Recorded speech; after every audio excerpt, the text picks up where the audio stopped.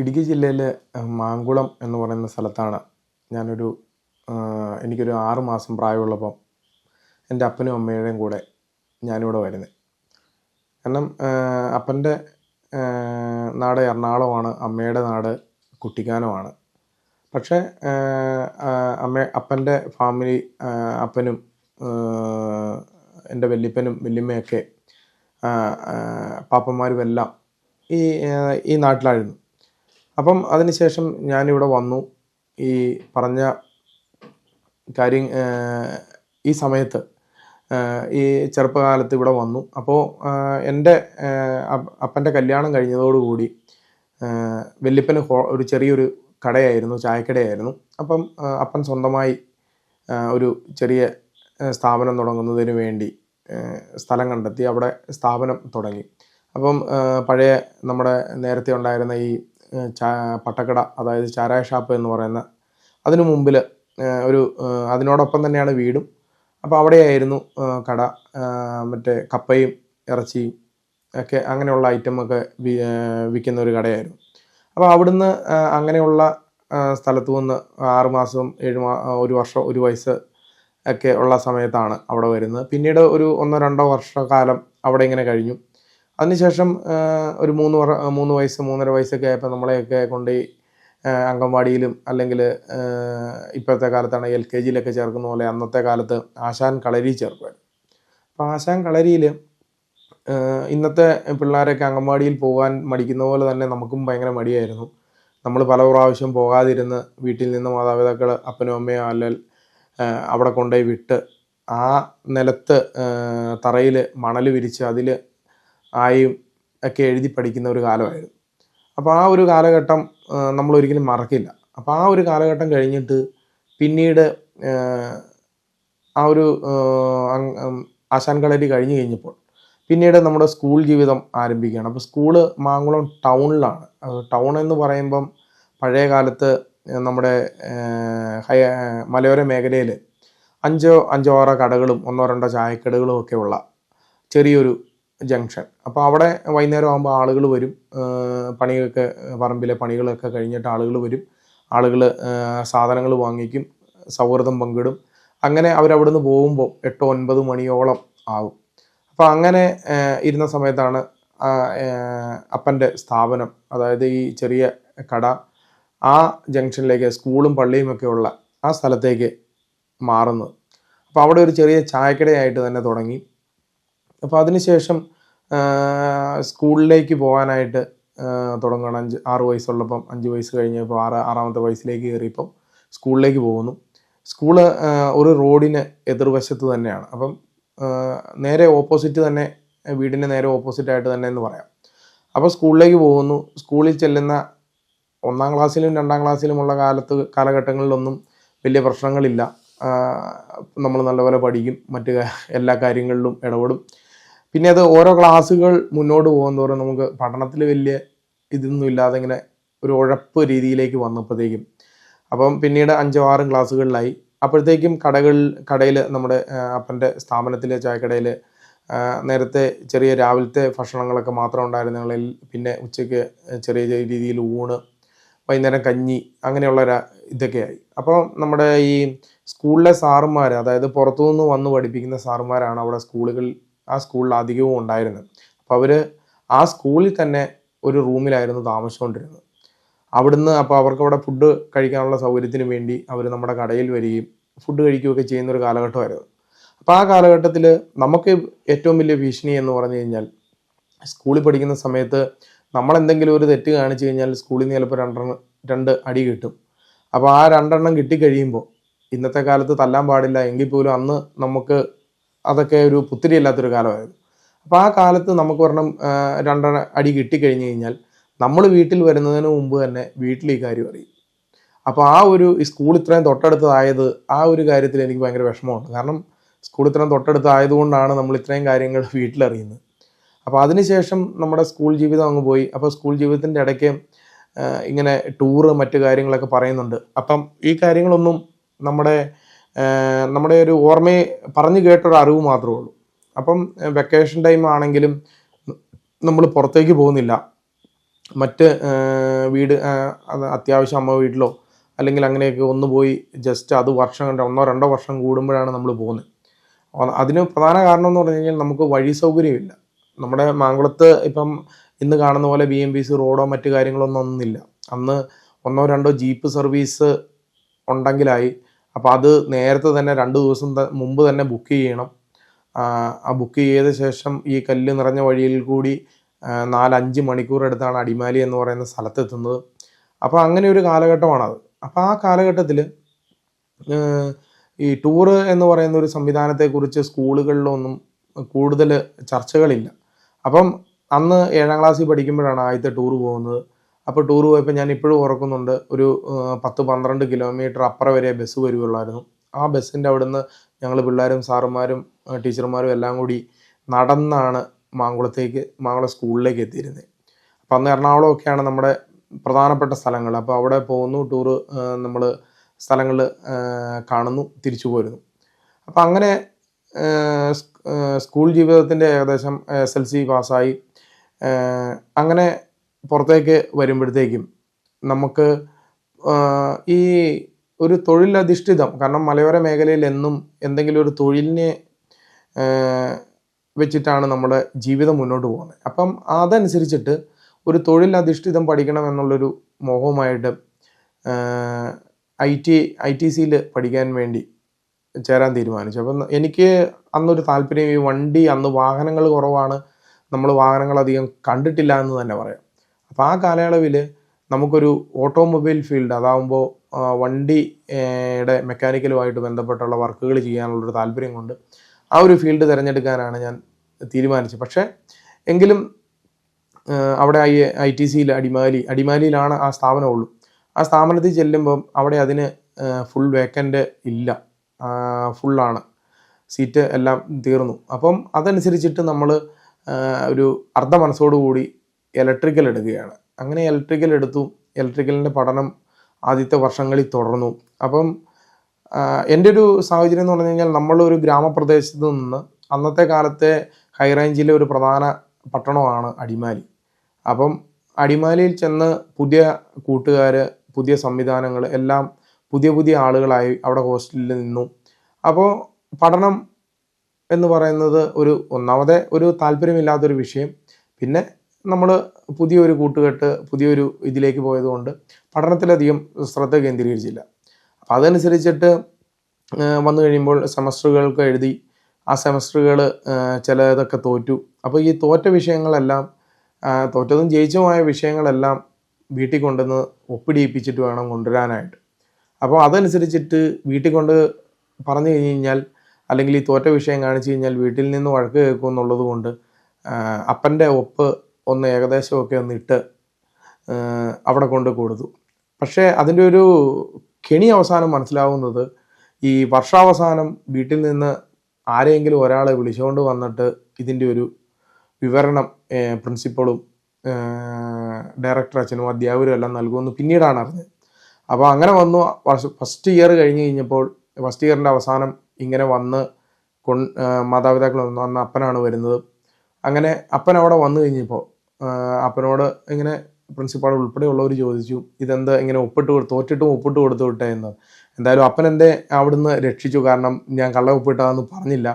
അപ്പോൾ അതനുസരിച്ചിട്ട് അവിടുന്ന് പറഞ്ഞു. പിന്നീട് വീട്ടിൽ വന്നപ്പം അതിനുള്ള വഴക്കുകളൊക്കെ കേട്ടു. പക്ഷേ എങ്കിലും പിന്നീട് സെക്കൻഡ് ഇയർ ആയി കഴിഞ്ഞപ്പോഴത്തേക്കും അവിടെ തന്നെ, അതായത് സ്ഥാപനത്തിൽ തന്നെ ഇങ്ങനെ ഞങ്ങൾ കുറച്ച് പേര് ഉഴപ്പാണ്, തോക്കും എന്നൊരു ഇത് പറഞ്ഞതുകൊണ്ട് ഞങ്ങളൊരു ചെറിയൊരു തീരുമാനം എടുത്ത് എങ്ങനെയും പഠിച്ച് ജയിക്കണം എന്നുള്ള രീതിയിൽ.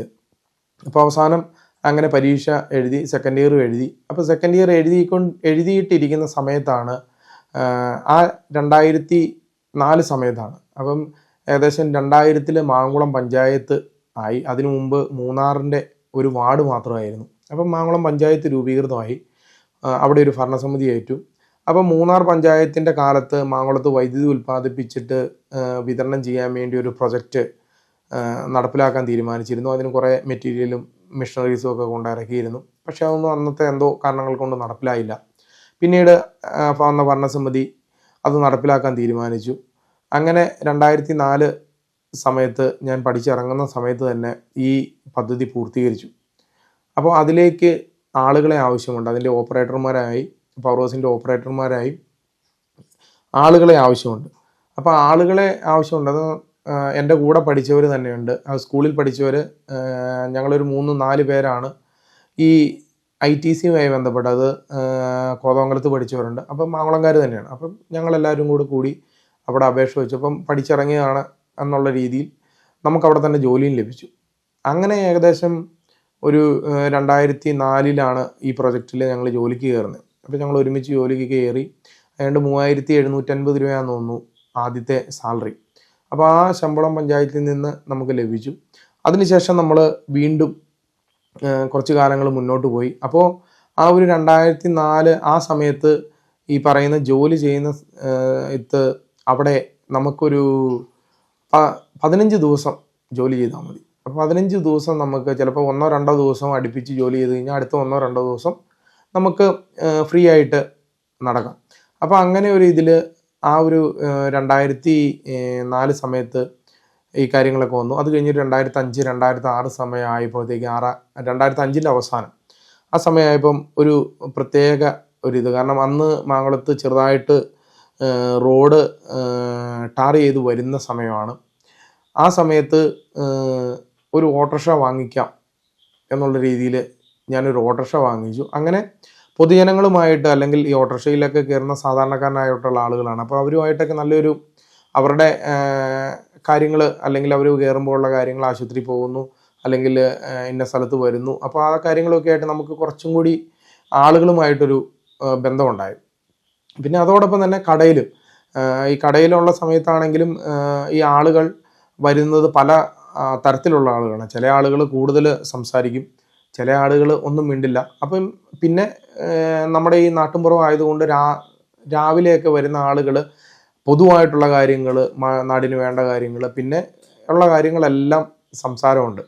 അപ്പോൾ ഇതെല്ലാം കേട്ട് ആണ് നമ്മളിങ്ങനെ വരുന്നത്. അപ്പം അതോടൊപ്പം തന്നെ ആ ഒരു കാലയളവിൽ തന്നെ നമുക്ക് മർച്ചൻ്റ് അസോസിയേഷൻ ഉണ്ട്. അപ്പം ആ മർച്ചൻ്റ് അസോസിയേഷനിലൊക്കെ നമ്മൾ പല കാര്യങ്ങളിലും അന്ന് ഈ റോഡില്ലാത്തതിൻ്റെ ആയി ബന്ധപ്പെട്ടും ഈ ടെലിഫോൺ ഇല്ലാത്തതും വൈദ്യുതി ഇല്ലാത്തതും. അപ്പോൾ ഈ പറഞ്ഞ വൈദ്യുതി നമുക്ക് മാങ്കുളം മൊത്തം നൽകാൻ സാധിച്ചിട്ടില്ല. ഞങ്ങൾ വർക്ക് ചെയ്യുന്നത് അവിടെയുണ്ട് 365 വീടുകൾ, ടൗൺ ഉൾപ്പെടെ 365 വീടുകൾക്കാണ് നമുക്ക് നൽകാൻ സാധിച്ചിട്ടുള്ളൂ. അപ്പം അതിനുശേഷം ഒരു 2006 അവസാനത്തോടു കൂടി മാങ്കുളത്ത് മൊബൈൽ ടവർ, BSNLൻ്റെ മൊബൈൽ ടവർ ആരംഭിക്കാനുള്ള നീക്കം നടന്നു. അപ്പോൾ അതിന് വേണ്ട വൈദ്യുതി നമ്മുടെ ഈ പദ്ധതിയിൽ നിന്ന് നൽകാൻ സാധിക്കില്ല. അപ്പോൾ നമ്മുടെ അന്നത്തെ പഞ്ചായത്ത് ഭരണസമിതി ഉൾപ്പെടെയുള്ള ആളുകൾ സർക്കാർ തലങ്ങളിൽ ബന്ധപ്പെട്ട ശേഷം മാങ്കുളത്തേക്ക് വൈദ്യുതി എത്തിക്കുക, KSEBയുടെ വൈദ്യുതി എത്തിക്കുന്നതിന് വേണ്ടിയാണ് നിലപാടിലേക്ക് എത്തി. അപ്പോൾ ആ സമയത്ത് ഈ ഞങ്ങളുടെ ഇപ്പോൾ പഞ്ചായത്തിൻ്റെ കീഴിലുള്ള പവർ ഹൗസ് ഏകദേശം ഒരു 2 കിലോമീറ്ററോളം ടൗണിലേക്ക് 11 kV ലൈൻ വലിച്ചിരിക്കുന്നത് പഞ്ചായത്തിൻ്റെയാണ്.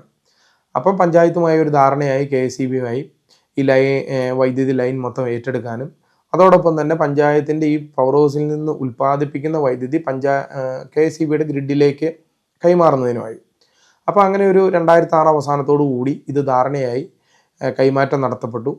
അപ്പോൾ അതിനുശേഷം നമുക്ക് വീണ്ടും തൊഴിലില്ലാത്തൊരവസ്ഥയിലേക്ക് വന്നു. കാരണം എന്താണെന്ന് വെച്ച് കഴിഞ്ഞാൽ അന്ന് ഈ പവർ ഹൗസുമായി ബന്ധപ്പെട്ട് വന്നു കഴിയുമ്പം ആ വൈദ്യുതി KSEBയുടെ ഗ്രിഡിലേക്ക് വിടുന്നതിന് ചെറിയ സാങ്കേതികമായ തടസ്സങ്ങളുണ്ടായി.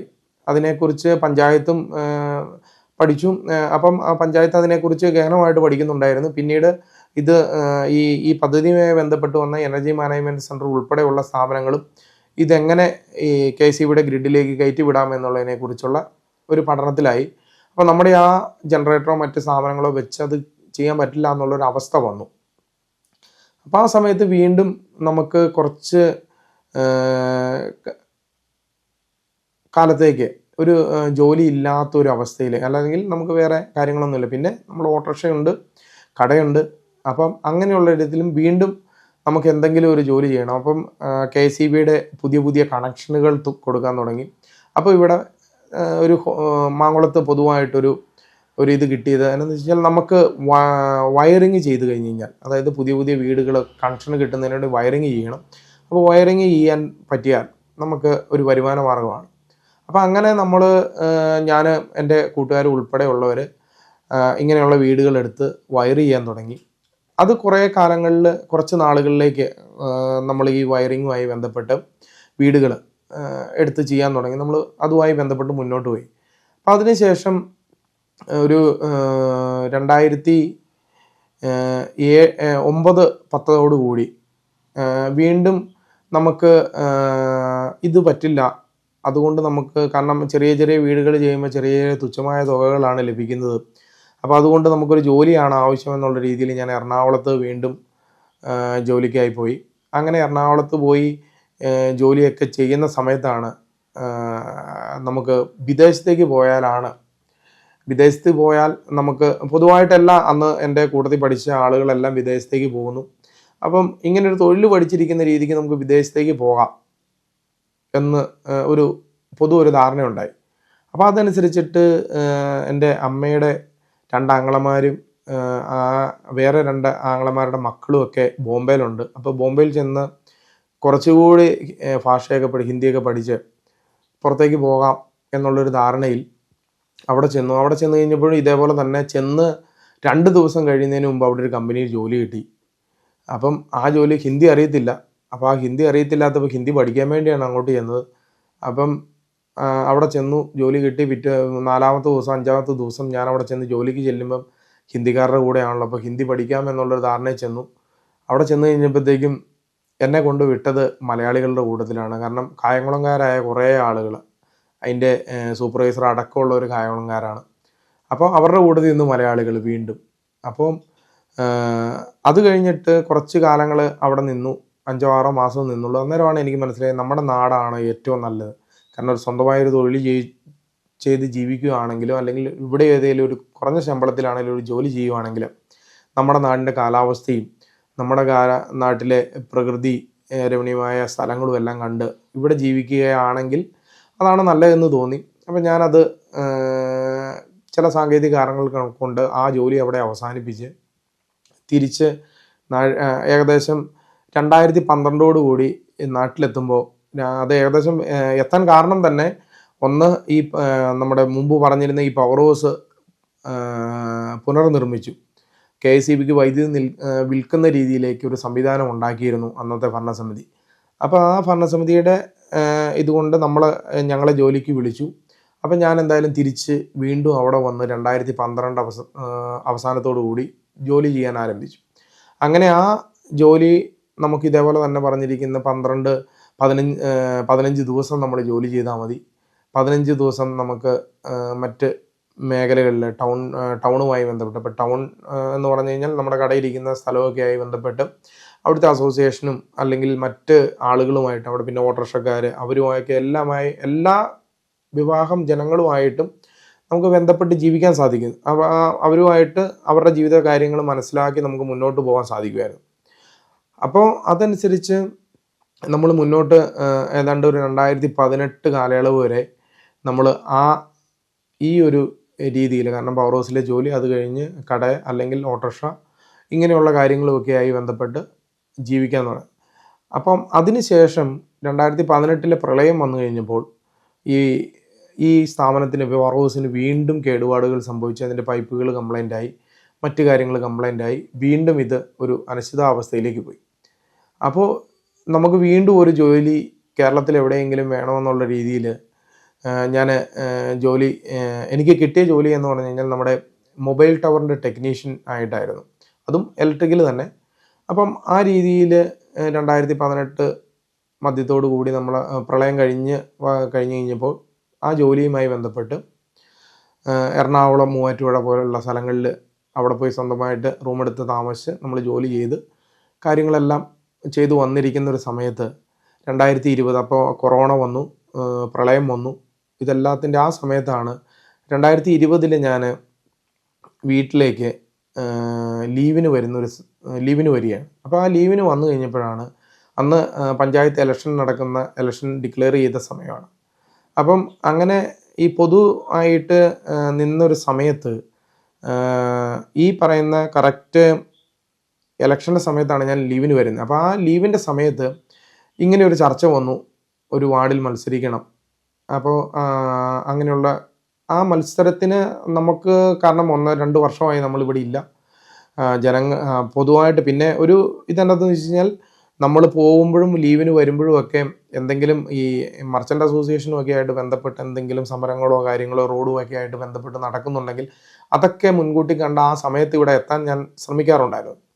അപ്പോൾ ആ ഒരു ഇത് വെച്ചിട്ട്, പക്ഷേ എങ്കിലും നമ്മുടെ സ്വന്തം വീടിരിക്കുന്ന സ്ഥലമൊന്നുമല്ല, വേറൊരു വാർഡിൽ പോയാണ് മത്സരിക്കേണ്ടത്. അപ്പോൾ ശരിക്കും ആലോചിച്ചെടുക്കേണ്ട ഒരു തീരുമാനമായിരുന്നു. അപ്പം ഈ ആലോചിച്ചെടുക്കേണ്ട തീരുമാനത്തിന് ഞാൻ പലരെയും വിളിച്ചു ചോദിച്ചു. അപ്പോൾ ചില ആളുകൾ എന്നോട് പറഞ്ഞു, ഇതിപ്പം നമുക്കൊരു വിജയസാധ്യത ഉള്ള മണ്ഡലമെന്ന് തോന്നുന്നില്ല, കാരണം ഇത്ര കാലമായിട്ട് ഇവിടെ ഇല്ലാത്തൊരാൾ നമ്മളവിടെ ചെന്ന് മത്സരിക്കും. പക്ഷെ അതൊന്നും നമ്മൾ കാര്യമാക്കാതെ നേരെ മത്സര രംഗത്തേക്ക് ഇറങ്ങി. മത്സര രംഗത്തേക്ക് ഇറങ്ങുന്നതിന് മുമ്പ് ഞാൻ 1-2 പേരോടും കൂടി ഒന്ന് ചോദിച്ചു. അപ്പം ഒരാൾ എന്നോട് പറഞ്ഞൊരു കാര്യം, ഒരാളുടെ ഏറ്റവും നല്ല പ്രായം എന്ന് പറയുന്നത് 25 തൊട്ട് 40 വയസ്സ് വരെയാണ്. അതായത് ആരോഗ്യപരമായിട്ട് ഏറ്റവും നല്ല പ്രായം. അപ്പോൾ ആ പ്രായത്തിൽ ആ ഒരു 5 വർഷം ഇതിനു വേണ്ടി മാറ്റിവെച്ചു. അതായത് ഏറ്റവും നല്ല രീതിക്ക് തൊഴിൽ ചെയ്യാനും, അല്ലെങ്കിൽ എന്തെങ്കിലും ജോലി ചെയ്താൽ, അല്ലെങ്കിൽ എന്ത് കാര്യം ചെയ്തിട്ടാണെങ്കിലും നമുക്ക് പണം സമ്പാദിക്കാനും നമ്മുടെ ആരോഗ്യം നിലനിർത്താനും പറ്റുന്ന ഏറ്റവും നല്ല പ്രായമാണ്. അതായത് ആ ഒരു കാലഘട്ടത്തിൽ ഒരു 5 വർഷം ഇതിനു വേണ്ടി മാറ്റി വെച്ചിട്ട് ഈ പൊതുരംഗത്തേക്ക് ഇറങ്ങുക എന്ന് പറഞ്ഞു. അപ്പം ഞാൻ പറഞ്ഞു ശരിയാണ്, കാരണം നമുക്ക് ഒരു കടയുണ്ട്, കാര്യങ്ങളുണ്ട്. അപ്പം അങ്ങനെ ആ ഇലക്ഷനിൽ നമ്മൾ മത്സരിക്കാനിറങ്ങി. ആ മത്സരത്തിൽ നമ്മളെ അവിടുത്തെ ജനങ്ങൾ നമ്മളെ വിശ്വാസം അർപ്പിച്ചു, അവർ നമ്മളെ ജയിപ്പിച്ചു.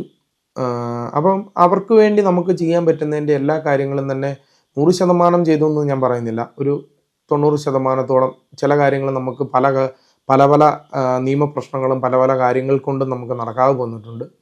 അതോടൊപ്പം തന്നെ നമ്മളെ ജയിപ്പിച്ചു. അപ്പോൾ ആ ജയിപ്പിച്ച് നമ്മൾ അവിടുത്തെ ഒരു മെമ്പറായി ആ കാലയളവിൽ അവിടുത്തെ ജനങ്ങൾക്ക് വേണ്ടിയും അവിടുത്തെ ആളുകൾക്ക് വേണ്ടിയും പിന്നെ മാങ്കുളത്തിൻ്റെ പൊതു കാര്യങ്ങളിലും നമ്മൾ ഇടപെട്ടുകൊണ്ടിരുന്നു. അതിനുശേഷം ഒരു അവസാനത്തെ, ഇപ്പോൾ ഈ നിലവിലത്തെ കാലഘട്ടത്തിൽ അവസാനത്തെ 1.5 വർഷം ഒരു വൈസ് പ്രസിഡൻ്റ് ആയിട്ടുള്ള സ്ഥാനവും കൂടി നമുക്ക് ലഭിച്ചു. അപ്പോൾ കൂടുതൽ നമുക്ക് മാങ്കുളത്തിൻ്റെ വികസന കാര്യങ്ങളും അല്ലെങ്കിൽ മാങ്കുളത്തിൻ്റെ പൊതു കാര്യങ്ങളും എല്ലാം ശ്രദ്ധിക്കാൻ സാധിച്ചു. അപ്പോൾ അതോടൊപ്പം തന്നെ ഈ ഒരു 2007-2008 റോഡ് ചെറുതായിട്ട് വന്നത്, അതുപോലെ തന്നെ മൊബൈൽ ടവർ വന്നത്, വൈദ്യുതി എത്തിയത്. അതിനുശേഷം മാങ്കുളത്തിൻ്റെ ഒരു മുഖച്ഛായ മാറുക എന്ന് പറഞ്ഞാൽ 2019-2020-2021 കാലയളവിലാണ്. കാരണം അന്നാണ് ശരിക്കും BMBC റോഡ് വരുന്നത്. അത് മാങ്കുളം വരെ, അതിനുശേഷം മാങ്കുളത്തിൻ്റെ ഏറ്റവും നല്ല ടൂറിസ്റ്റ് സ്ഥലമായ ആനക്കുളത്തേക്ക് വരുന്നത്, ഈ റോഡുകളെല്ലാം പൂർത്തീകരിക്കുന്നത്. അപ്പം അപ്പോഴാണ് മാങ്കുളത്തെ ടൂറിസം ശരിക്കും, അതായത് ആളുകൾ അത് ആസ്വദിക്കുന്നുണ്ട് എന്ന് ഇവിടുത്തെ ആളുകൾക്ക് വരെ തോന്നിയതിൻ്റെ സമയം. കാരണം ആളുകൾ വരാൻ തുടങ്ങി, റോഡ് നന്നായി, വൈദ്യുതി ആയി, ടവറുകൾ വന്നു. അപ്പോൾ അതനുസരിച്ചിട്ട് ആളുകൾ വരാൻ തുടങ്ങി. പുറത്തു നിന്നുള്ള ആളുകളും നമ്മുടെ സ്റ്റേറ്റിനകത്തുള്ള ആളുകളും സ്റ്റേറ്റിന് പുറത്തുള്ളതും വിദേശികൾ ഉൾപ്പെടെയുള്ള ആളുകൾ വരാൻ. അപ്പോൾ ശരിക്കും മാങ്കുളത്തിന് അതുവരെ ഉണ്ടായിരുന്ന ഒരു പണം ഉണ്ടാകുന്ന ഒരു രീതി എന്ന് പറഞ്ഞിരുന്നാൽ നമ്മുടെ കൃഷിയായിരുന്നു. അപ്പോൾ കൃഷി, കുറേ വന്യമൃഗ ശല്യങ്ങളൊക്കെ കൊണ്ട് കൃഷി ആളുകൾ കുറച്ച് ഒരു സമയമായി കൃഷിയില്ല. പണ്ടത്തെ പോലെ കൃഷി ഉൽപ്പന്നങ്ങൾ കിട്ടാനില്ലാത്ത ഒരു സമയത്തേക്ക് എത്തിയപ്പോഴാണ് ഒരു കറക്റ്റ് സമയം എന്നുള്ള രീതിയിൽ നമ്മുടെ ടൂറിസം, മാങ്കുളത്തിൻ്റെ ടൂറിസം, ഏകദേശം 22ഓളം ടൂറിസം സ്പോട്ടുകളുണ്ട് നമുക്ക് കാണാം. അതിലെ ഏറ്റവും ഹൈലൈറ്റ് ആയിട്ടുള്ളത് വെള്ളച്ചാട്ടങ്ങളും ആനക്കുളവുമാണ്. ആനക്കുളത്ത് നമുക്ക് ഏകദേശം ഒരു 20 മീറ്റർ അല്ലെ 25 മീറ്റർ അകലെ നിന്ന് കാട്ടാനകൾ വെള്ളം കുടിക്കുന്ന ആ സംഭവം നമുക്ക് കാണാം. അത് ആനകൾ ഒരു ശല്യവുമില്ലാതെ, നമ്മൾ അങ്ങോട്ട് ശല്യം ഉണ്ടാക്കേണ്ട, ഒന്നും ഒച്ചപ്പാടോ ബഹളോ ഒന്നും ഉണ്ടാക്കാതിരുന്നാൽ നമുക്ക് നല്ല രീതിക്ക് ആനകൾ വെള്ളം കുടിക്കും, മണിക്കൂറുകളോളം കാണാം. അപ്പോൾ അങ്ങനെയുള്ള ഒരു ടൂറിസം സ്പോട്ടായിട്ട്, ഒരു മൂന്നാറിൻ്റെ ഒരു ഹബ്ബായിട്ട് മാറാൻ സാധ്യതയുണ്ട് എന്ന് എല്ലാവർക്കും തന്നെ തോന്നിയൊരു സമയമാണ്. അപ്പോൾ അതിനുവേണ്ടി കുറേയേറെ കാര്യങ്ങൾ നമ്മൾ പഞ്ചായത്തായിട്ടും മറ്റ് മേഖലയിൽ നിന്ന് ബ്ലോക്ക് ആയിക്കോട്ടെ, ജില്ല ആയിക്കോട്ടെ, MLA മാരായിക്കോട്ടെ, MP ആയിക്കോട്ടെ, ഏത് തലത്തിലാണെങ്കിലും ആ തലത്തിൽ കുറേയേറെ പ്രവർത്തനങ്ങളുണ്ട്. കാരണം ഒന്നിൽ നിന്ന് തുടങ്ങുന്ന ഒരു ടൂറിസത്തിൻ്റെ ഒരു സംവിധാനമാണ് മാങ്കുളത്തുള്ളത്. അപ്പം എല്ലാ അടിസ്ഥാന സൗകര്യങ്ങളോട് കൂടി ഒരു സംവിധാനം, അതായത് ഇന്ന് എങ്ങനെ ഒരു 10 വർഷം മുമ്പ് അല്ലെങ്കിൽ 20 വർഷം മുമ്പ് മാങ്കുളം എങ്ങനെയായിരുന്നു, അങ്ങനെ തന്നെ അതേ പച്ചപ്പും അതേ പ്രകൃതി ഭംഗിയും അതേ രീതിയിലുള്ള എല്ലാ കാര്യങ്ങളും നിലനിർത്തിക്കൊണ്ട് അതിനോടൊപ്പം തന്നെ എല്ലാ അടിസ്ഥാന സൗകര്യങ്ങളും വരുന്ന ഗസ്റ്റുകൾക്ക്, അതായത് വരുന്ന വിനോദസഞ്ചാരികൾക്ക് എല്ലാ അടിസ്ഥാന സൗകര്യങ്ങളും ഒരുക്കിക്കൊണ്ട് നമ്മൾ മുന്നോട്ട് പോവുക. അപ്പോൾ അതിന് കുറേയേറെ ഫണ്ടുകൾ കണ്ടെത്തേണ്ടിയിരിക്കുന്നു. പിന്നെ നമുക്ക് വേണ്ടതെന്ന് വെച്ച് കഴിഞ്ഞാൽ നമുക്കിവിടെ പല പുതിയതായിട്ട്, അതായത് ഒന്നിൽ നിന്ന് തുടങ്ങുന്ന ഒരു ടൂറിസ്റ്റ് പ്ലേസ് എന്ന രീതിക്ക് നമുക്ക് പല കാര്യങ്ങളും ആദ്യം തൊട്ടേ തുടങ്ങേണ്ടിയിരിക്കുന്നു. അതായത് അടിസ്ഥാന സൗകര്യങ്ങൾ ഇപ്പം ടോയ്ലറ്റ് ഉൾപ്പെടെ, വരുന്ന ഗസ്റ്റുകൾക്കുള്ള ടോയ്ലറ്റ് ഉൾപ്പെടെ, പിന്നെ അവർ വരുന്ന സ്ഥലങ്ങളിൽ അല്ലെങ്കിൽ കൊണ്ടുവരുന്ന പ്ലാസ്റ്റിക് ഉൽപ്പന്നങ്ങൾ അത് നമ്മുടെ ഭൂമിയിൽ അല്ലെങ്കിൽ മാങ്കുളത്ത് ഇട്ടിട്ട് അത് നിക്ഷേപിച്ചിട്ട് പോകുന്ന ഒരു വേസ്റ്റ് ഹബ്ബായി മാറാതെ അത് എങ്ങനെ നമുക്ക് അവർ ഇവിടെ നിക്ഷേപിക്കുന്നു, അല്ലെങ്കിൽ അവർ നമുക്ക് ഉപയോഗിക്കുന്ന പ്ലാസ്റ്റിക്കുകൾ എങ്ങനെ നിർമ്മാർജ്ജനം ചെയ്യണം. അപ്പോൾ അതിനൊക്കെ പഞ്ചായത്ത് നല്ല രീതിക്ക് ഹരിതകർമ്മസേനയൊക്കെ ഉപയോഗിക്കുന്നുണ്ട്. അതൊക്കെ ഒരു തുടക്കമായതുകൊണ്ട് പല പല പോരായ്മകളും നമ്മുടെ മുന്നിലുണ്ട്. അപ്പം അതൊക്കെ ഒന്ന് പരിഹരിച്ച്, അതുപോലെ തന്നെ നമ്മുടെ ഈ ട്രക്കിംഗ് ഉൾപ്പെടെയുള്ള ജീപ്പ് സഫാരി ഉൾപ്പെടെയുള്ള കാര്യങ്ങൾക്ക് പല പല സമയങ്ങളിൽ നമുക്ക് ഇവിടെ ഇടുക്കി ജില്ലയെ സംബന്ധിച്ച് റെഡ് അലർട്ട് ആയാൽ അന്നേരം ഓഫ് റോഡ് അല്ലെങ്കിൽ ഗസ്റ്റുകൾ എടുക്കുന്ന വാഹനങ്ങളെല്ലാം സ്റ്റോപ്പ് ചെയ്യുന്ന ഉത്തരവുകൾ ഉണ്ടാകാറുണ്ട്. പക്ഷെ അതെല്ലാം ആ നിയമങ്ങളിൽ നിന്നുകൊണ്ട് തന്നെ നമുക്ക് വരുന്ന ഗസ്റ്റുകളെ സന്തോഷിപ്പിച്ച് അവർക്ക് നമ്മുടെ മാങ്കുളം എങ്ങനെയാണ്, മാങ്കുളം ഇതുപോലെ ഒരു പ്രകൃതി രമണീയമായ ഭൂമിയാണ്, അവരെ അത് കാണിച്ചുകൊണ്ട് മുന്നോട്ട് പോവുക എന്നുള്ളതാണ് ഒരു ലക്ഷ്യം. അതോടൊപ്പം തന്നെ ഇവിടെയുള്ള ആളുകൾക്ക്, അതായത് ഈ പറയുന്ന ഒരു വിനോദസഞ്ചാരി ഇവിടെ ആ പണം വിനിയോഗിച്ചാൽ അത് ഇവിടെയുള്ള സ്ഥാപനങ്ങളും കടകളിൽ കൂടി തന്നെ പോയാലാണ് നമുക്കിവിടെ ഒരു മണി ഫ്ലോ ഉണ്ടാകാൻ സാധിക്കുകയുള്ളൂ. അപ്പോൾ ആ മണി ഫ്ലോ ഉണ്ടായാലാണ് മാങ്കുളത്തിൻ്റെ വികസനം പഞ്ചായത്ത് കാണുന്നതിനേക്കാൾ കൂടുതലായിട്ട് ഒരു വികസനം കാണത്തുള്ളൂ. കാരണം അങ്ങനെ ഒരു മണി ഫ്ലോ, ഇപ്പം ഒരു കിലോ കപ്പ മേടിക്കുന്ന ഇവിടുത്തെ ഒരു സാധാരണക്കാരൻ്റെ കയ്യിൽ നിന്നാണെങ്കിൽ ആ കപ്പ മേടിക്കുന്ന ആൾ നാളെ അവിടെ അടുത്ത കടയിൽ കൊണ്ടു കൊടുത്തു. അപ്പോൾ ഇങ്ങനെ ഒരു ഫ്ലോ ഉണ്ടാവണോ അതിനകത്ത്. അല്ലാതെ ഒരു സ്ഥാപനങ്ങളോ അല്ലെങ്കിൽ ഒരു ഇതിലേക്കോ കേന്ദ്രീകരിച്ച് പോയി കഴിഞ്ഞു കഴിഞ്ഞാൽ ആ ഒരു സ്ഥാപനത്തിന് മാത്രമേ ഉന്നമനം ഉണ്ടാവുള്ളൂ. അതല്ല, നമ്മുടെ സാധാരണക്കാരായ ആളുകൾ വഴിയരികിൽ ഒരു സാധനം വിൽക്കുന്നുണ്ടെങ്കിൽ അതിനായൊരു മാർക്കറ്റിംഗ് ഉണ്ടായി ആ സാധനം. ഇപ്പം നമ്മുടെ മാങ്കുളത്തെ സംബന്ധിച്ചെന്ന് പറഞ്ഞു കഴിഞ്ഞാൽ ആദിവാസി കുടികളുണ്ട്, 13ഓളം ആദിവാസി കുടി. അവരുടെ അടുത്ത് പല പല സാധനങ്ങൾ നമുക്ക് ലഭിക്കുന്നുണ്ട്. അതായത് അവരെടുക്കുന്ന തേന്, പിന്നെ കുറുമ്പുല്ല്, അങ്ങനെ അവരുടെ അടുത്ത് കപ്പയുണ്ട്, മറ്റു കാര്യങ്ങളെല്ലാം, അങ്ങനെയുള്ള ഏലക്ക, ഇപ്പം ഈ പറയുന്ന കുരുമുളക്, ഇതൊന്നും വിഷമടിക്കാത്ത സാധനങ്ങളും എല്ലാം അവരുടെ അടുത്തും കിട്ടും. അപ്പം നമ്മൾ ആ സ്ഥലത്ത് ചെല്ലുമ്പോൾ അവരുടെ കയ്യിൽ നിന്ന് ആ സാധനം വാങ്ങിച്ചാൽ അവിടെ ആ ഉന്നമനത്തിന് ആ പൈസ വിനിയോഗിക്കാൻ സാധിക്കും. അപ്പം അങ്ങനെ ഈ ടൂറിസവുമായി ബന്ധപ്പെട്ട് ഒരു വ്യക്തികളോ അല്ലെങ്കിൽ ഒരു സ്ഥാപനങ്ങളോ കേന്ദ്രീകരിക്കാതെ നമുക്ക് ഈ പറയുന്ന ഒരു മണി ഫ്ലോ ഉണ്ടാവണം. അങ്ങനെയാണ് നമുക്ക് വേണ്ടത്. അതോടൊപ്പം തന്നെ ടൂറിസം ഇതിൽ നമുക്ക് കുറേയേറെ പ്ലാനുകൾ, പിന്നെ ടൂറിസം സ്പോട്ടുകളുടെ അടിസ്ഥാന സൗകര്യങ്ങൾ കുറേയേറെ വികസിക്കാനുണ്ട്. അപ്പം അതിന് കുറേയേറെ പണം നമുക്ക് ചെലവഴിക്കേണ്ടതുണ്ട്. അപ്പോൾ അത് പല ഇപ്പോൾ പറഞ്ഞ MP ആയിക്കോട്ടെ, MLA ആയിക്കോട്ടെ, അങ്ങനെയുള്ള ജനപ്രതിനിധികളുടെ കയ്യിൽ നിന്നും, അതോടൊപ്പം നമ്മുടെ മറ്റ് ത്രിതല പഞ്ചായത്തുകളുടെയൊക്കെ നിന്നും ഏകദേശം ഒരു 1-2 വർഷങ്ങൾ കൊണ്ട് മാങ്കുളം ടൂറിസം രംഗത്തൊരു മൂന്നാറിൻ്റെ ഒരു ഹബ്ബായി മാറും. കാരണം മൂന്നാറിൽ ടൂറിസ്റ്റുകൾ വരുമ്പോൾ അവർക്ക് തേയിലകൾ, തണുപ്പുണ്ട്, തേയില കാണാം, പിന്നെ അവർക്കുള്ള സൗകര്യങ്ങൾ കുറവാണ്, ഒന്നാമത് തിരക്കായി, അതോടൊപ്പം തന്നെ അവർക്ക് അവിടെ താമസിക്കുന്നതിനുള്ള ചിലവേറെയാണ്. പക്ഷെ മാങ്കുളം പോലെ വന്നു കഴിഞ്ഞാൽ 1 ദിവസമോ 2 ദിവസമോ താമസിച്ച് ഇവിടുന്ന് ഫുഡും കഴിച്ച് ഈ ട്രെക്കിംഗ് ഉൾപ്പെടെയുള്ളത് പോയാൽ പോലും ഈ പറയുന്ന ഒരു ചിലവ് അവർക്ക് വരുന്നില്ല. അപ്പോൾ അവർക്ക് ചിലവ് ചുരുങ്ങിയ ഒരു സ്ഥലമായതുകൊണ്ട് മാങ്കുളം തിരഞ്ഞെടുക്കുമെന്നുള്ള വിശ്വാസവുമുണ്ട്. അപ്പോൾ അതനുസരിച്ചിട്ടാണ് ഇപ്പം നല്ല ഈ കാലയളവിൽ തന്നെ സീസൺ ടൈമിൽ നല്ല തിരക്കുകളുണ്ട്. അപ്പോൾ ആ തിരക്കുകളിൽ ആളുകൾക്ക് വന്ന് ഇവിടെ കണ്ട് അവർക്ക് മിതമായ രീതിക്ക്, അവർ വലിയ കൊള്ള എന്ന രീതിയിലല്ല, മിതമായ രീതിക്ക് അവർക്ക് സന്തോഷിച്ച് ആനന്ദിച്ച് പോകാനായിട്ട് ഒരു സംവിധാനം ഒരുക്കുക എന്നുള്ളതാണ് പ്രധാന ലക്ഷ്യം. നമ്മൾ ഈ പറഞ്ഞ ലക്ഷ്യത്തിലേക്ക് എത്തുമ്പോഴും നമ്മൾ ഈ പറഞ്ഞ മണി ഫ്ലോ ഉൾപ്പെടെ അല്ലെങ്കിൽ ടൂറിസം മാങ്കുളം ഒരു മൂന്നാറിൻ്റെ ടൂറിസം ഹബ്ബായി മാറുന്ന ആ ഒരു സംവിധാനത്തിലേക്ക് എത്തുമ്പോഴും നമുക്കൊരു ചെറിയൊരു പ്രശ്നം എന്താണെന്ന് വെച്ച് കഴിഞ്ഞാൽ, നമ്മുടെ നാട്ടിൽ എന്നും ഈ ആളുകൾ അല്ലെങ്കിൽ സഞ്ചാരികൾ നമ്മളെ ഈ നാട് കാണാൻ വരുന്നത് നമ്മുടെ പച്ചപ്പും നമ്മുടെ പുഴകളും ഈ പറഞ്ഞ ആനക്കുളം, ഓര്, ആനയെ കാണാനും ഒക്കെ ആയിട്ടാണ്. അപ്പം അത് സംരക്ഷിക്കേണ്ട ചുമതല നമ്മുടെ ഈ നാട്ടിലുള്ള മാങ്കുളംകാർക്ക് തന്നെയാണ്. അപ്പോൾ അവരത് സംരക്ഷിച്ച് മുന്നോട്ട് പോകണം. അതോടൊപ്പം തന്നെ നമ്മുടെ ഇവിടെ വരുന്ന ഗസ്റ്റുകളാണെങ്കിൽ പോലും, അവർ സഞ്ചാരികൾ വരുന്നു, അവർ ചിലപ്പോൾ അറിയാതെയാണെങ്കിലും ഒരു നമ്മുടെ ഹോം സ്റ്റേയിലേക്കോ അല്ലെങ്കിൽ നമ്മൾ കൊണ്ടുവന്ന വാഹനത്തിലോ ആരെങ്കിലും വരുമ്പോൾ ഒരു പ്ലാസ്റ്റിക്കോ അല്ലെങ്കിൽ ഒരു കവർ, ചിലപ്പോൾ ഒരു ബിസ്ക്കറ്റിൻ്റെ കൂടെ ആയിരിക്കാം, അത് പുറത്തേക്ക് വലിച്ചെറിഞ്ഞ് കഴിഞ്ഞാൽ അതവിടെ ഇടരുത്, ആ വണ്ടിക്കകത്ത് തന്നെ നിക്ഷേപിക്കുക, നമുക്കതൊരു എവിടെയെങ്കിലും നിക്ഷേപിക്കേണ്ട സ്ഥലത്ത് കൊണ്ട് നിക്ഷേപിക്കാം എന്ന് പറഞ്ഞ് അവരെയും കൂടി ബോധവൽക്കരിച്ച് അപ്പോൾ ആ ബോധവൽക്കരണം നമ്മൾ തുടങ്ങേണ്ടത് നമ്മുടെ തലമുറയിൽപ്പെട്ട കുഞ്ഞുങ്ങളുടെ അടുത്തു നിന്ന് തന്നെയാണ്. നമ്മുടെ കുഞ്ഞുങ്ങളെ അങ്ങനെ പഠിപ്പിക്കണം. കാരണം അവരോട് നിങ്ങളൊരു മുട്ടായി കടലാസ് ആണെങ്കിൽ പോലും ഭൂമി അങ്ങോട്ട് വലിച്ചെറിയരുത്, അത് ഇടേണ്ട സ്ഥലത്ത് ഇടുക, വേസ്റ്റ് ബോക്സിലാണെങ്കിൽ ഇടുക, അത് നീക്കം ചെയ്യേണ്ട രീതിക്ക് നീക്കം ചെയ്യുക. അപ്പോൾ അത് നമ്മൾ കുടുംബങ്ങളിൽ ആ തലമുറകൾക്ക് പറഞ്ഞു കൊടുക്കുക, തലമുറകളായി തന്നെ പറഞ്ഞു കൊടുക്കുക. അങ്ങനെ ഉണ്ടെങ്കിൽ മാത്രമാണ് നമ്മുടെ ഈ മാങ്കുളം ഇതേ പച്ചപ്പോടുകൂടിയും ഇതേ പ്രകൃതി ഭംഗിയോടുകൂടിയും നമുക്ക് നിലനിർത്താൻ സാധിക്കുകയുള്ളൂ. അപ്പോൾ അങ്ങനെ നിലനിർത്തിയാൽ മാത്രമാണ്, ഇപ്പം പല സ്ഥലങ്ങളിലും പല കൂട്ടുകാരും എൻ്റെ അടുത്ത് പറഞ്ഞിട്ടുണ്ട്, പല സ്ഥലങ്ങളും ഒരു 10-20 വർഷം മുമ്പ് പോയി കാണുന്ന അവസ്ഥയല്ല ഇന്ന് അവിടെ ചെല്ലുമ്പോൾ.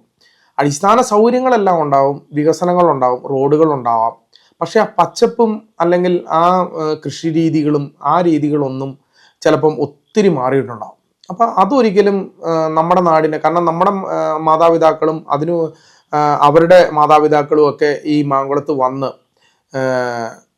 ഈ ഭൂമിയിൽ കൃഷി ചെയ്ത് തന്നെ ജീവിച്ച് വളർന്നത്, നമ്മളെയൊക്കെ വളർത്തിയതിൻ്റെ ഫലമായിട്ടാണ് നമുക്കിങ്ങനെ ഒരു പ്രകൃതി രമണീയമായ ഒരു സ്ഥലം, ഈ മാങ്കുളം എന്ന് പറയുന്നൊരു സ്ഥലം ഉണ്ടെന്ന് പറഞ്ഞ് സഞ്ചാരികളെ കൊണ്ടുവരാനോ അല്ലെങ്കിൽ സഞ്ചാരികളിലൂടെ വരാനോ നമുക്ക് കാരണമായത്.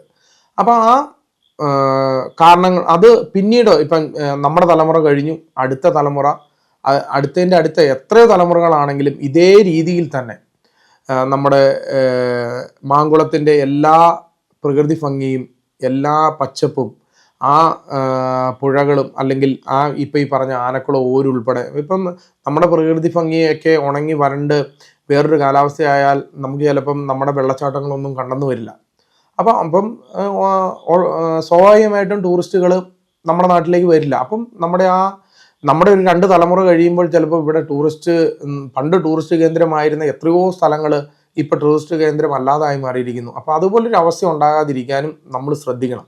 അപ്പോൾ അതിനുവേണ്ടി നമ്മളുടെ വീടുകളിൽ തന്നെ അല്ലെങ്കിൽ നമ്മുടെ കുടുംബങ്ങളിൽ തന്നെ നമ്മുടെ തദ്ദേശീയരായിട്ടുള്ള ആളുകൾ തന്നെയാണ് ആദ്യമേ സജ്ജരാകേണ്ടത്. അങ്ങനെ സജ്ജരായി നമ്മുടെ ഈ പ്രകൃതി ഭംഗി, നമ്മുടെ ഈ പച്ചപ്പ് എല്ലാം നിലനിർത്തി മാങ്കുളത്തെ ടൂറിസം വളരെ നല്ല രീതിയിൽ എല്ലാവർക്കും, അതായത് മാങ്കുളത്ത് താമസിക്കുന്ന ഓരോ ആളുകൾക്കും ഗുണപ്രദമാകുന്ന രീതിയിൽ മുന്നോട്ട് പോകുക. അവർക്കെല്ലാം നമ്മൾ ചെയ്യുന്ന തൊഴിലിന് സാമ്പത്തികമായ ലാഭം ഉണ്ടാകണം. അങ്ങനെയുള്ള കാര്യങ്ങളെല്ലാം എന്നാലാണ് സാമ്പത്തികമായ ഉന്നമനം ഉണ്ടാവുകയുള്ളൂ. നമ്മളെന്നും പഴയ രീതിയിൽ ജീവിക്കാൻ ആഗ്രഹിക്കുന്ന ആളുകളല്ല. അപ്പം നമുക്ക് തൊഴിൽ ചെയ്ത്, ഇപ്പം ഞാൻ പറഞ്ഞ ഇവിടുത്തെ മാങ്കുളത്തെ സംബന്ധിച്ച് വളരെയധികം ചെറുപ്പക്കാർ വിദേശത്തേക്ക് പോകുന്നുണ്ട്. പക്ഷെ ഇവിടെ ഇങ്ങനെ ഒരു തൊഴിൽ, അല്ലെങ്കിൽ അതൊരു തൊഴിലായിട്ട് തന്നെ കൂട്ടാം, ഈ ടൂറിസവുമായി ബന്ധപ്പെട്ട് ഒരു തൊഴിൽ ചെയ്യാൻ അവസരമുണ്ട്, അവർക്ക് നല്ലൊരു വരുമാനം ഉണ്ടെങ്കിൽ ആ ആളുകളെല്ലാം ഈ നാട്ടിൽ നിൽക്കും. ഈ നാട്ടിൽ നിന്നാൽ ഈ നാടിനാണ് അതിൻ്റെ ഗുണം. അപ്പം അതനുസരിച്ചിട്ടുള്ള വികസനങ്ങൾ ഇവിടെ നടക്കും. പൊതുവായിട്ടുള്ള വികസനങ്ങൾ നടക്കും. പൊതുവായിട്ടുള്ള വികസനങ്ങളൊക്കെ പഞ്ചായത്തും അല്ലെങ്കിൽ ജില്ലാ പഞ്ചായത്തായിട്ടോ ബ്ലോക്കോ MLA ആയിട്ടോ MP ആയിട്ടോ ഇവരൊക്കെ നടത്തും. പക്ഷെ ഈ നാടിനെ സംരക്ഷിക്കുക എന്നുള്ളത് പഞ്ചായത്തിനോ അല്ലെങ്കിൽ ജില്ലാ പഞ്ചായത്തിനോ എം പിക്കോ എം എൽ എക്കോ ഒന്നും ചെയ്യാൻ പറ്റുന്ന കാര്യമല്ല. അത് നമ്മൾ ഓരോരുത്തരും, ഞാൻ ഉൾപ്പെടെ, നിങ്ങൾ ഉൾപ്പെടെ ഉള്ള ആളുകൾ മുന്നിട്ടിറങ്ങി നമ്മളെ കാര്യങ്ങൾ അതിൻ്റേതായ രീതിക്ക് എങ്ങനെയാണ് നമ്മുടെ മണ്ണിനെ സംരക്ഷിക്കേണ്ടത്, ആ പച്ചപ്പ് എങ്ങനെയാണ് നിലനിർത്തേണ്ടത്, അങ്ങനെ എന്ന് ചിന്തിച്ച് മുന്നോട്ട് പോയാൽ മാത്രമാണ് സാധിക്കുകയുള്ളൂ. അപ്പോൾ അങ്ങനെ ചിന്തിച്ച് മുന്നോട്ട് പോകുമ്പോൾ ആ പോകുന്നതിന് അങ്ങനെ ഈ കാര്യങ്ങൾക്കെല്ലാം, അതായത് ഇങ്ങനെ നമ്മുടെ നാടിനെ സംരക്ഷിച്ചുകൊണ്ടും നമ്മുടെ ഈ കാര്യങ്ങൾ നമ്മുടെ പച്ചപ്പ് നിലനിർത്തിയും പ്രകൃതി ഭംഗി നിലനിർത്തിക്കൊണ്ട് പോകുന്നതിനും പിന്നെ നമുക്ക് ആളുകൾക്ക് വരുമാനം ഉണ്ടാകുന്ന രീതിയിൽ ഈ ടൂറിസം വളർത്തിക്കൊണ്ട് വരുവാനും, അതോടൊപ്പം തന്നെ നമുക്ക് ഈ നമ്മുടെ നാട്ടിലേക്ക് വരുന്ന ആളുകൾക്ക് ഇനി വരുവാനും നമ്മുടെ നാട്ടിൽ താമസിക്കുവാനും നമ്മുടെ ഇപ്പം നമ്മുടെയൊക്കെ ഓരോരുത്തരുടെ വീടുകളാണെങ്കിലും ഹോം സ്റ്റേകളാണെങ്കിലും റിസോർട്ടുകളാണെങ്കിലും ഉൾപ്പെടെ അവിടെ താമസിക്കുവാനും ഒക്കെയുള്ള സാഹചര്യം ഒരുക്കണം. ആ സാഹചര്യം ഇനിയും ഉണ്ടാവണം. ഇതോടൊപ്പം നമ്മുടെ നാട്ടിലേക്ക് റോഡായി, വൈദ്യുതിയായി, നമ്മുടെ ടൂറിസ്റ്റ് പ്ലേസുകളിലേക്കെല്ലാം നമുക്ക് അത്യാവശ്യം റോഡുണ്ട്, സംവിധാനങ്ങളുണ്ട്, എല്ലാ കാര്യങ്ങളുമായി. അപ്പോൾ ഇനിയും നമ്മുടെ നാട്ടിലേക്ക് ടൂറിസ്റ്റുകൾ വരണം. ഇപ്പം ഈ കഴിഞ്ഞ വർഷം 1000 പേരാണ് വന്നതെങ്കിൽ ഈ വർഷം ഒരു 2000 ആകണം, 2500 ആകണം. അപ്പോൾ അങ്ങനെ ആളുകൾ മാങ്കുളം കാണാനായി വരണം. അപ്പോൾ ആ കാണാനായി വരുമ്പോൾ നമ്മുടെ നാട്ടിൽ എല്ലാവിധ സൗകര്യങ്ങളോടൊപ്പം തന്നെ നമ്മുടെ പച്ചപ്പും നമ്മുടെ പ്രകൃതി ഭംഗിയൊക്കെ സംരക്ഷിച്ചുകൊണ്ട് നമുക്ക് ഈ നാടിനു വേണ്ടി ഒരുമിച്ച് മുന്നേറാം.